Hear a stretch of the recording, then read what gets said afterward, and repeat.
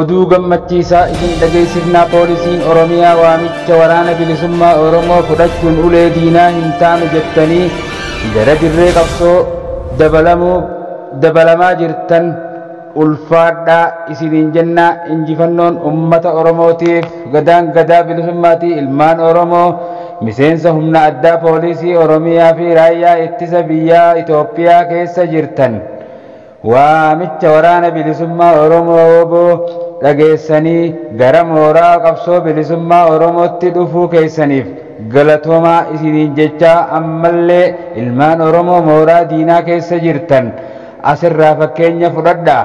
Waamicha oboo dhaga'a gara obboloota keessanii dabalamaa isiniin jennaa. Qabsoon hamma walabummaa Oromiyaatti itti fufaa. Injifannoon ummata Oromoo.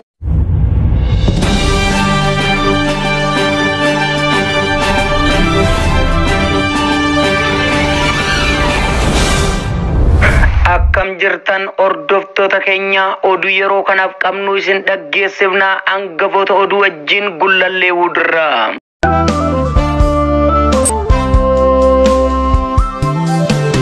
Umurii dargaggummaan isee ofiif jiraachuu, fuudhee sooradhee ilmaan bultii mana dhaabbachuu, ofii kottii waaqadheenii siif joora halkaniif guyyaa.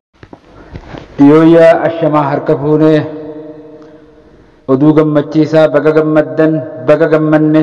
Waraanni bilisummaa Oromoo zoonii giddugala kaabaaf kaaba lixa shaggar leenjii waraanaa dhibbootaan lakkaawamaniif bifa garaagaraan kennaa ture. Gaafa guyyaa 6 baatii 7ffaa bara 2020 bifa ho'aa ta'een bakka ajajootinii fi ummanni bal'aan naannichaa argamutti eebbisee jira. Haasa'a eebbaa kanarrattis dhaamsa ummanni waraana jabaa isaaf lolee lolchiisu hin qabne yoomuu salphina gadda keessa jiraata. Dhaamsa ajajaan waboo zoonichaa Jaal Abdii Dhugaa ummata qophicharratti hirmaataniif waboof eebbifamtootaaf dhaamee ture.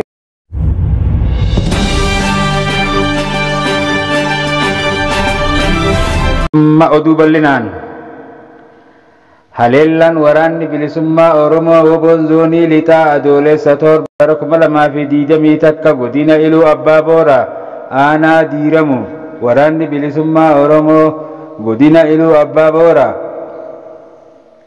aanaa Diiramu ganda Uchee jedhamutti milishoota dhiitee kufaa hanga ammaatti of hin beeknee fi sirna gabroonfataa PP leellisuun gufuu qabsoo bilisummaa Oromoo ta'uun waraana PP waliin dhiiga ilmaan Oromoo dhugan adabbii isaaniif malu kennuufiin waajjira gandichaa kan sirni kun keessatti ta'ee daba ilmaan Oromoo irratti dalagu dokumentiilee adda addaa keessa jiru waliin gubee barbadeessuun caasaa humna weerartuu diigee jiraachuu waraanni bilisummaa Oromoo ifa godhee jira.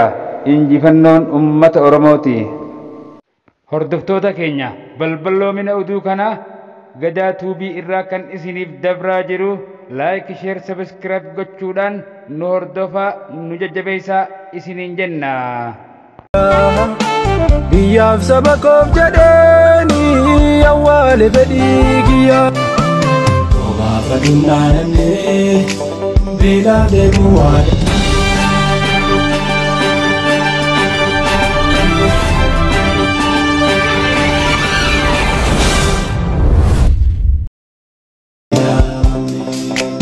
Ijjaafiraaf kaniinaa numnuma isaa dandeenyee. Sini jenetu amega